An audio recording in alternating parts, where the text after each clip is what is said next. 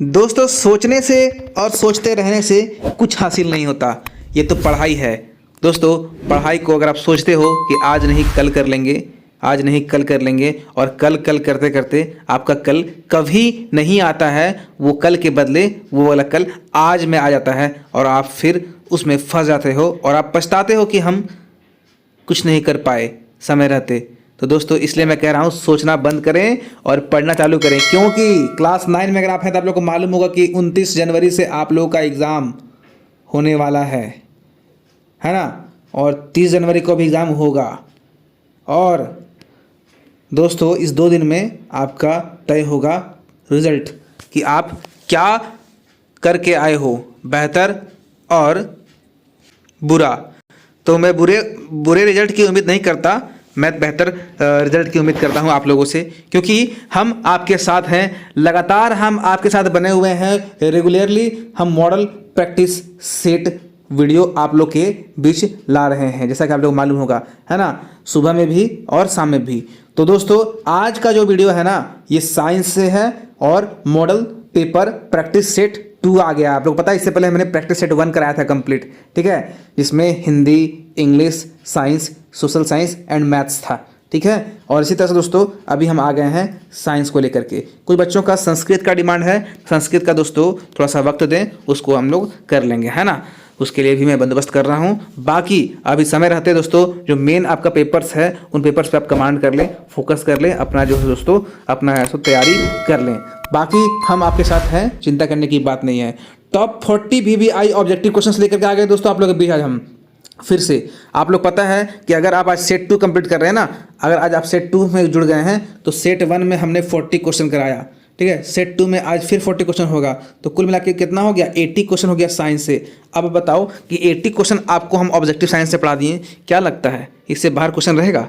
जी नहीं, बिल्कुल नहीं। एक आध का छोड़ करके हम बात नहीं करेंगे, लेकिन दोस्तों लगभग क्वेश्चन आपको सेट से ही मिलेंगे। मैं इसके बाद सेट 3, सेट 4, सेट 5 भी लाने वाला हूं, ठीक है।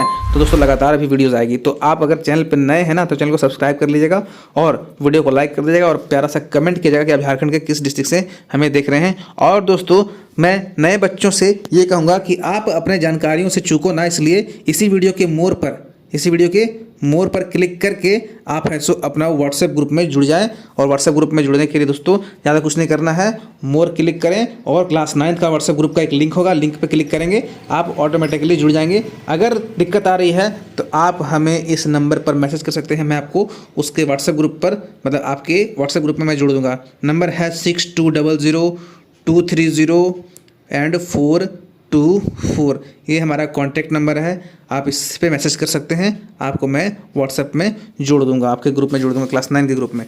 तो दोस्तों चलिए बातें ना करते हम लोग पढ़ाई शुरू करते हैं, है ना। जैसा कि देख रहे हैं हम लोग प्रैक्टिस सेट पेपर की ओर आ गए हैं, ठीक है।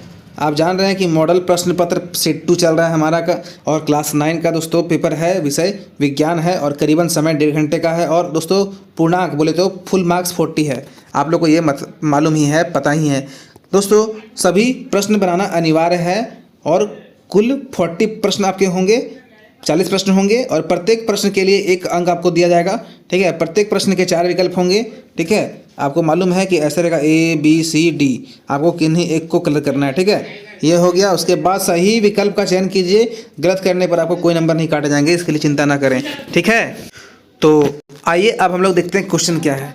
तो दोस्तों चलिए क्वेश्चन हम लोग 1 की ओर आते हैं। 1 नंबर क्वेश्चन क्या दिख रहा है कि स्वचालित वाहनों में एक यंत्र लगा होता है, ठीक है, मतलब गाड़ी में एक मशीन लगा होता है, उसके द्वारा तय की गई दूरी को प्रदर्शित करता है, मतलब वो दूरी को करेगा प्रदर्शित। उस यंत्र को क्या कहते हैं? ऑडोमीटर, स्पीडोमीटर और थर्मोमीटर, और इनमें से कोई नहीं। याद रखिएगा कि जो आपके दूरी को तय की दूरी को प्रदर्शित करता है ना, उसको बोलते हैं हम लोग ऑडोमीटर। क्या बोलते हैं? ऑडोमीटर। दोस्तों इसी तरह से हम लोग शायद प्रैक्टिस फर्स्ट में कर रहे थे ना, तो उसमें पूछा था, क्या पता है कि वाहनों द्वारा तय की गई वाहनों द्वारा जो चाल चल रहे हैं हम लोग, है ना, तो चाल को जो दर्शाता है कौन हो गया, तो स्पीडोमीटर हो जाएगा, ठीक है। अगर चाल को अगर कोई प्रदर्शित करेगा तो हो जाएगा स्पीडोमीटर, लेकिन दूरी को जो करता है प्रदर्शित, वो क्या हो जाएगा? Odometer. Option number A correct हो जाएगा, जिनका आंसर ए आ रहा है, सभी बच्चे राइट हैं। आइए सवाल नंबर 2 चलते हैं। तो देख रहे हैं क्या है कि सरल रेखीय गति का उदाहरण क्या है? सरल लोलक की गति और सड़क प्रकार की गति और सूर्य और चारों और पृथ्वी की गति, और इनमें से कोई नहीं। तो इसका राइट आंसर हो जाएगा आपका ऑप्शन नंबर बी। सड़क पर कार की गति को दोस्तों हम लोग सरल रेखीय गति बोल सकते हैं, जो कि एक ही और सीधे जा रही है तो क्या होता है, सरल रेखीय गति। ठीक है, ऑप्शन नंबर बी करेक्ट हो जाएगा।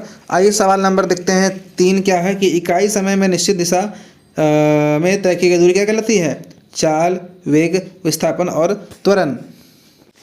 तो इसका राइट आंसर हो जाएगा ऑप्शन नंबर बी। ठीक है, वेग।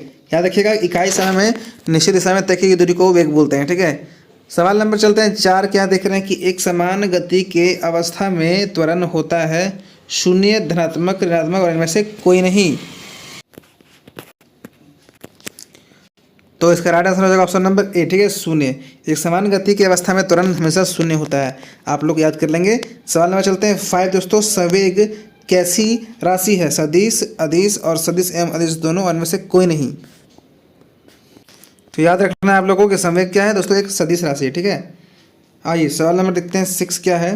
सभी वस्तुएं अपनी अवस्था में परिवर्तन का विरोध करती है, यह गुण कहलाता है बल, जड़त्व, द्रव्यमान और संवेग।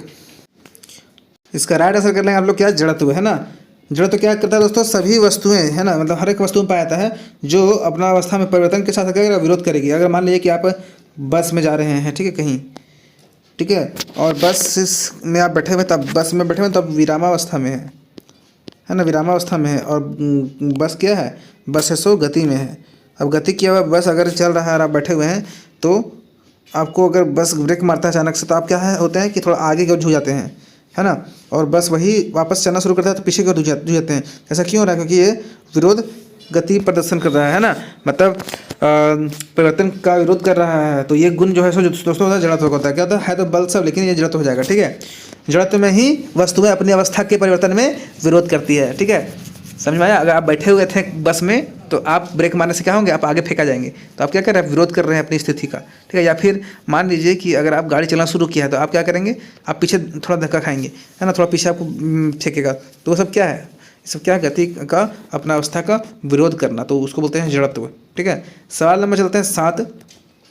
क्या लिखा हुआ है कि संवेग का ऐसा की मात्रा क्या है, किलोग्राम मीटर पर सेकेंड, केजी मीटर पर सेकेंड स्क्वायर, न्यूटन और मीटर प्रति सेकेंड।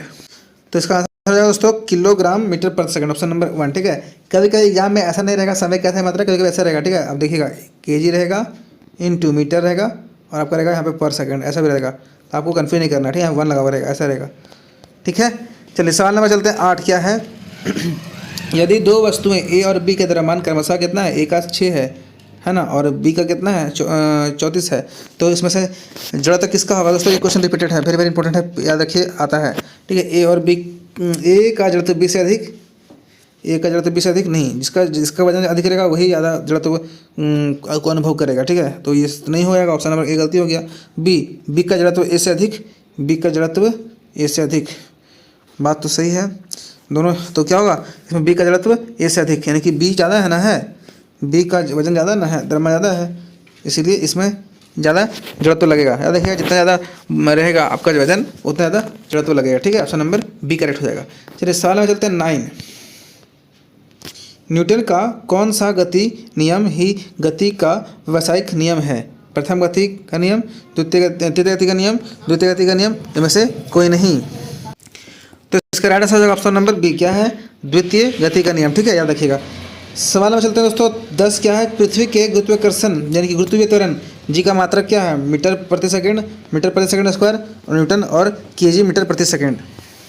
तो इसका राइट आंसर हो जाएगा मीटर प्रति सेकंड स्क्वायर। ठीक है, ऑप्शन नंबर बी हो जाएगा। आइए सवाल नंबर देखते हैं 11 कि पृथ्वी सूर्य के चारों ओर चक्कर लगाती है, यह किस बल का कारण होता है दोस्तों, गुरुत्वाकर्षण बल, उत्प्लावन बल, दबाव, इनमें से कोई नहीं। तो दोस्तों इसका आंसर हो जाएगा ऑप्शन नंबर ए, गुरुत्वाकर्षण बल। ठीक है, गुरुत्वाकर्षण बल ही है जो सूर्य के चारों ओर जो ग्रह है, यानी कि सूर्य है, बृहस्पति है ना, सूरज तो ग्रह नहीं है, सॉरी, पृथ्वी है, बुध है, शुक्र है ना, मंगल है, सारे क्या करते हैं आपस में एक गुरुत्वाकर्षण बल तैयार किए हुए हैं, जिस कारण से कभी टकराता नहीं है और एकदम आराम से सूर्य का चक्कर काटता है लोग, है ना, सारे ग्रह सब गुरुत्वाकर्षण बल के कारण। चलिए सवाल नंबर देखते हैं 12। क्या है, बहुत ही इंपॉर्टेंट सवाल है। सार्वत्रिक गुरुत्वीय स्थिरांक जी का ऐसा ही मात्रा क्या होगा, मीटर प्रति सेकंड, केजी डॉट मीटर प्रति सेकंड, या फिर न्यूटन मीटर स्क्वायर प्रति केजी स्क्वायर, या फिर जूल। तो इसका आंसर हो जाएगा ऑप्शन नंबर बी, ठीक है, सी, न्यूटन मीटर स्क्वायर पर केजी स्क्वायर, ठीक है, ऑप्शन नंबर सी कर लेंगे। आइए सवाल नंबर चलते हैं 13, देख रहे हैं 13 नंबर सवाल में क्या, यदि दो वस्तुओं के बीच की दूरी को आधा कर दिया जाए, ठीक है, तो उनके बीच गुरुत्वाकर्षण बल किस प्रकार होगा। तो दोस्तों दो वस्तु, मान लीजिए वस्तु ए है या वस्तु बी है, ठीक है, इसका पहले दूरी था मान लो कि 8 मीटर। अब क्या कर रहे हैं, ये ए और बी को ले आए नज़दीक, है ना, इसका दूरी कर दिया 4 मीटर। तो वही बोल रहा है दूरी आधा कर दिया जाए तो उसके बीच का गुरुत्वाकर्षण बल क्या होगा, 4 गुना होगा कि 2 गुना बढ़ जाएगा कि 2 गुना घट जाएगा, 4 गुना घट जाएगा, 4 गुना बढ़ जाएगा। तो याद रखिएगा तभी जो भी दो ऑब्जेक्ट को हम दूरी आधा कर देंगे ना तो उसका गुरुत्वाकर्षण बल 4 गुना हो जाएगा, ठीक है, 4 गुना बढ़ जाएगा, ठीक है, 4 गुना घट जाएगा, 4 गुना घट जाएगा नहीं, एक बढ़ जाएगा, ठीक है, ऑप्शन नंबर एक बढ़ जाएगा कर लीजिएगा, ऑप्शन नंबर सी, ठीक है, एक बढ़ जाएगा, ये बढ़ जाएगा, ठीक है, एक बढ़ जाएगा और एक 4 गुना बढ़ जाएगा, ठीक है, कहने का तो ये हो जाएगा 4 गुना बढ़ जाएगा। कब बढ़ जाएगा, जब दो वस्तुओं के की दूरी को आधा कर देते हैं तब, ठीक है। चलिए सवाल में चलते हैं 14, देख रहे हैं क्या है कि द्रव्यमान का मान सही जगह होता है, समान, असमान और परिवर्तनशील और इनमें से कोई नहीं। तो दोस्तों याद रखिएगा द्रव्यमान का जो है ना सही जगह क्या होता है, समान होता है, समान, ऑप्शन नंबर ए हो जाएगा, ठीक है। चलिए सवाल देखते हैं 15 क्या है दोस्तों। 15 में दिया गया आपको एक चित्र, इस चित्र का आप कण को देखें, सब गोल गोल कण है, ठीक है, तो सब कण जो है इसका है ना किस को दिखाया गया है, या पदार्थ का मतलब कौन सा अवस्था है, ठोस है कि द्रव है कि गैस है, प्लाज्मा की गैस है। अगर बता ठोस का इतना नज़दीक नहीं रहेगा, ये और चिपका रहेगा, ठोस तो और चिपका रहता है, ठीक है, ये हो सकता है आपका द्रव, क्या हो जाएगा, ऑप्शन नंबर बी हो जाएगा द्रव, ठीक है, और गैस तो और दूर रहता है, ठीक है, ये ठोस भी नहीं कह सकते क्योंकि बीच में देख रहे बीच में खाली है, ठोस में सब चिपका रहता है, ठोस में सभी चिपका रहेगा, एकदम पूरा और क्लोजली रहेगा, ठीक है, इसलिए इसका आंसर हो जाएगा द्रव, बी हो जाएगा, मतलब बी हो जाएगा द्रव।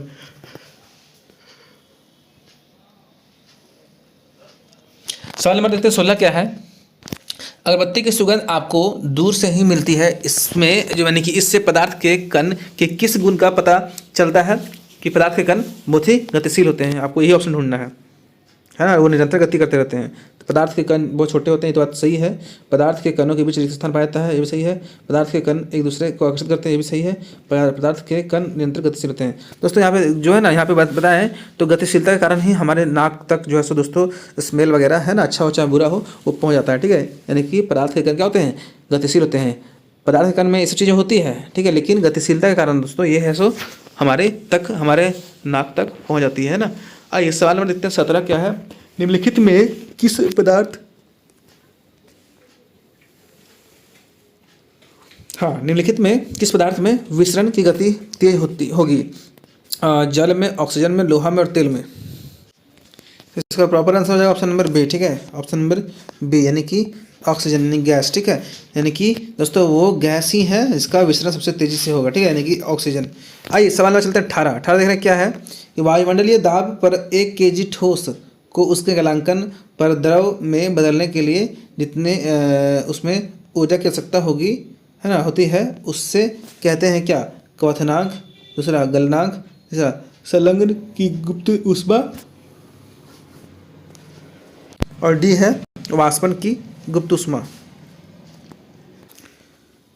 तो इसका राइट आंसर हो जाएगा ऑप्शन नंबर डी, वाष्पन की गुप्त ऊष्मा, ठीक है, वाष्पन की गुप्त ऊष्मा जो है सो वायुमंडल दाब पर 1 kg ठोस को उसके गलांकन पर द्रव में बदलने के लिए क्या करेगी, अपनी ऊर्जा की आवश्यकता जो है सो वो देगी, ठीक है, उसे क्या बोलते हैं, उसी वो जो कि ऊर्जा की आवश्यकता जो पड़ती है ना उस 1 kg ठोस के गलांकन के लिए, तो उसको बोलते हैं वाष्पन की गुप्त ऊष्मा, ठीक है। आइए सवाल में चलते हैं 19 देख पा रहे हैं क्या कि द्रव अवस्था में परिवर्तित हुए बिना ठोस अवस्था में सीधे गैस और वापस ठोस में बदलने की प्रक्रिया क्या कहलाती है, समझिएगा, द्रव अवस्था, ठीक, द्रव अवस्था से में परिवर्तित हुए बिना ठोस में, मतलब बिना ठोस यानी कि ठोस आपको नहीं लाना है, डायरेक्टली क्या बना देंगे, गैस, ये आपका द्रव है, ये द्रव है, ठीक है, द्रव से आपको ठोस नहीं बनाना है, डायरेक्टली क्या कर देना है, गैस कर देना है। तो इस प्रकार की जो प्रक्रिया है उसको क्या बोलते हैं, ऊर्ध्वपातन, ऑप्शन नंबर ए, या फिर वाष्पीकरण, या फिर संलग्न है ना, संगलन, और ऑप्शन नंबर डी क्या है, विसरण।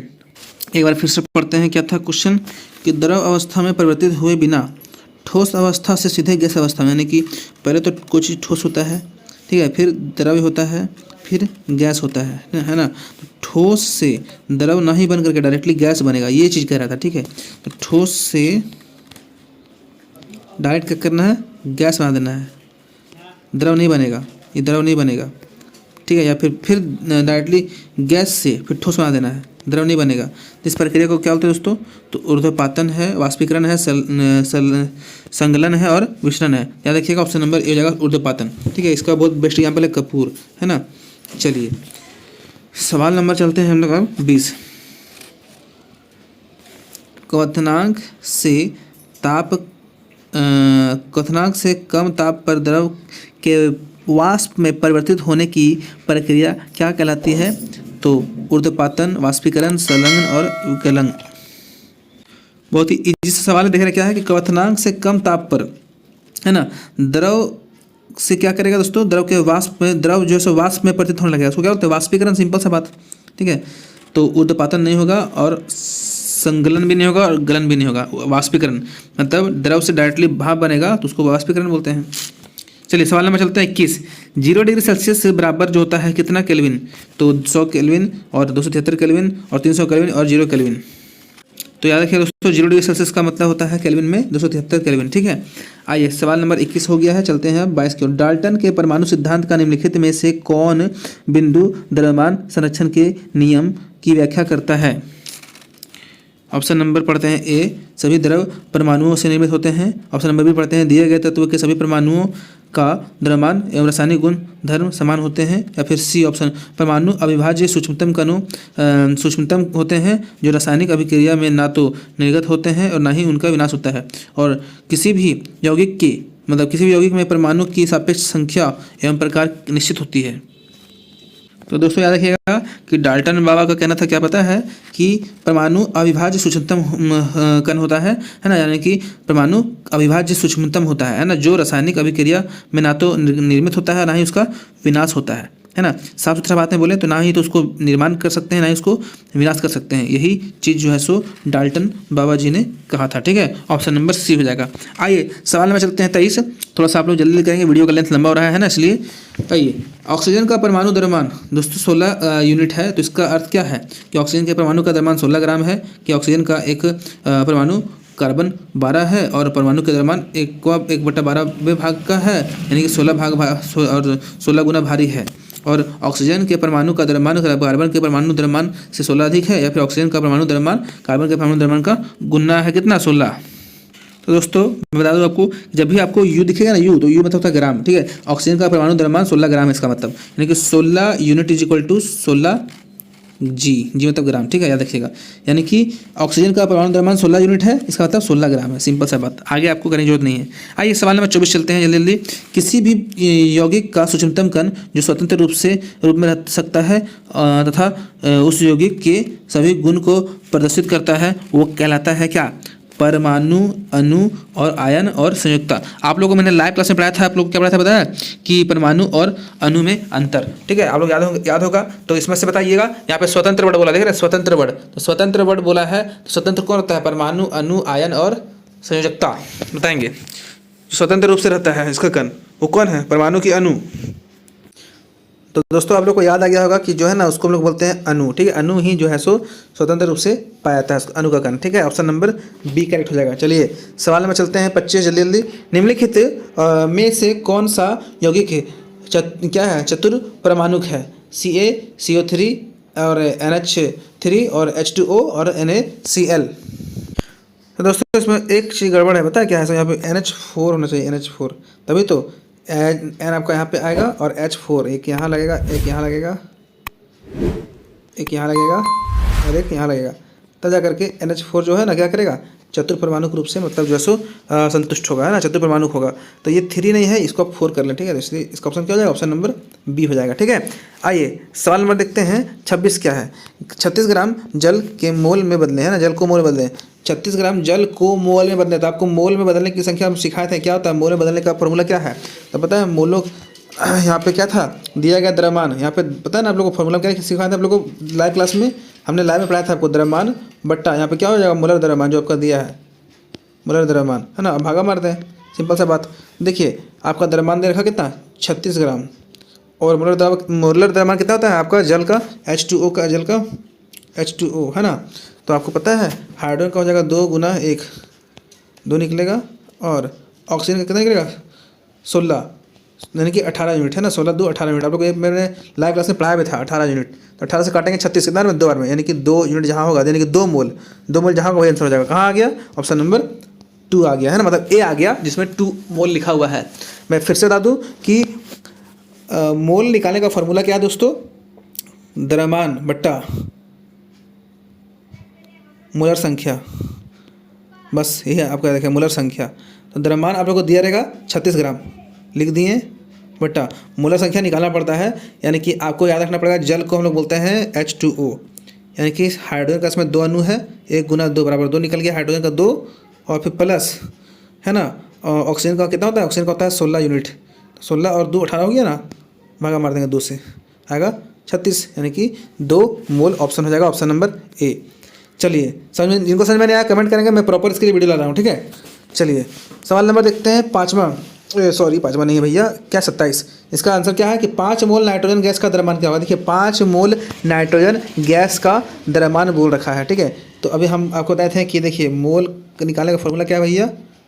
द्रव्यमान बट्टा द्रव्यमान है, ठीक है, द्रव्यमान बट्टा मोलर संख्या, यही है ना, मोलर संख्या। अब को इसी में सेट करना है, इसमें आपको बनाना है। देखिए मोल दे रखा है 5 मोल, 5 यहाँ कर देंगे बराबर, द्रव्यमान आपको निकालने बोला है ना, द्रव्यमान का हम लोग छोड़ देते हैं, द्रव्यमान को इंग्लिश में मास बोलते हैं, यानी कि m मास छोड़ देते हैं। और यहाँ पे देखिए मोलर संख्या दिया हुआ है, मोलर संख्या आपको क्या करना है दोस्तों? यहाँ पे जो है ना क्या बोला? नाइट्रोजन गैस बोला है ना, नाइट्रोजन गैस। नाइट्रोजन गैस का पता है कितना मोल होता है? Hydrogen, helium, lithium, beryllium, boron, carbon, nitrogen, यानी कि 7 में पता, 7 दूनी 14, यानी कि 14 आएगा, यानी कि 14 पचे 70। देखें यहाँ 1 मान लेंगे, अब क्रॉस मल्टीप्लाई कर दिए कि m गुना 1 आएगा, m बराबर 14 गुना 5 70, यानी कि 70 यूनिट्स का आंसर हो जाएगा। कहीं दिख रहा है आप लोगों को? तो जी हाँ, ऑप्शन नंबर ए, यानी कि 5 मोल नाइट्रोजन गैस का जो द्रव्यमान हो जाएगा वो 70 यूनिट हो जाएगा, यानी कि 70 ग्राम हो जाएगा, ठीक है। चलिए सवाल नंबर हमारा 27 भी हो गया। आते हैं 28 नंबर क्वेश्चन की ओर। कोशिका का बिजली घर क्या है दोस्तों? ये आप लोग कमेंट करेंगे, ठीक है। ये वीडियो प्री रिकॉर्डेड है, इसके बाद वीडियो खत्म होने के बाद मेन कमेंट में आंसर करेंगे आप लोग, ठीक है। मेन कमेंट में मैं यहाँ भी देख रहा हूँ कि आप लोग क्या कर रहे हैं, ठीक है। जो भी है मैं बताऊँगा कि कौन सही है, आप लोग वीडियो खत्म होने के बाद भी करेंगे इस बात को, इस ऑप्शन को, मतलब इस क्वेश्चन के ऑप्शन को कमेंट करेंगे, ठीक है। होमवर्क है आपका, मैंने आपको 12 पढ़ाया है ये वाला, कि कोशिका का बिजली घर कौन है? अंतःद्रव्य जालिका, गोल्जी उपकरण, लाइसोसोम और माइटोकॉन्ड्रिया। मैंने आपको लाइव में भी पढ़ाया है ना। आइए सवाल में चलते हैं 29। निम्नलिखित में किस कोशिकांग का अपना डीएनए और राइबोसोम होता है? बहुत ही इंपॉर्टेंट सवाल है। अंतःद्रव्य जालिका, गोल्जी उपकरण और लाइसोसोम और माइटोकॉन्ड्रिया। तो दोस्तों माइटोकॉन्ड्रिया ही वो दोस्तों कोशिकांग है जिसमें अपना डीएनए और अपना राइबोसोम होता है, ठीक है। चलिए सवाल नंबर चलते हैं 30। किस कोशिकांग को आत्महत्या की थैली कहते हैं? दोस्तों वीडियो खत्म होने के बाद, मैं फिर से कह रहा हूँ, वीडियो खत्म होने के बाद आप इसका भी आंसर करेंगे, ठीक है। होमवर्क है, चलिए ठीक है। ये आप बच्चे आप लोग तेज़ हैं, मुझे मालूम है, इसलिए मैं आप लोग का आंसर कमेंट में देखना चाहूँगा। तो ये आपका होमवर्क है। क्या क्या होमवर्क है जी? क्वेश्चन नंबर 30 है ना, और इससे पहले क्वेश्चन नंबर क्या था? 28 था क्या? जी हाँ, क्वेश्चन नंबर 28 का आंसर करेंगे और 30 का आंसर करेंगे, ठीक है। ये आपका लाइव चैट चल रहा है, लाइव चैट में आपका कमेंट सेव नहीं होता है, ठीक है। सेव होता है ऐसा नहीं है, लेकिन आप इसको क्या करेंगे, जब ये लाइव चैट एंड हो जाएगा ना, तो आप मेन कमेंट में इसका आंसर करेंगे, ठीक है, मेन कमेंट में। चलिए मैं आप लोग के कमेंट्स का रिप्लाई भी करूँगा कि आप लोग सही है कि गलत हैं।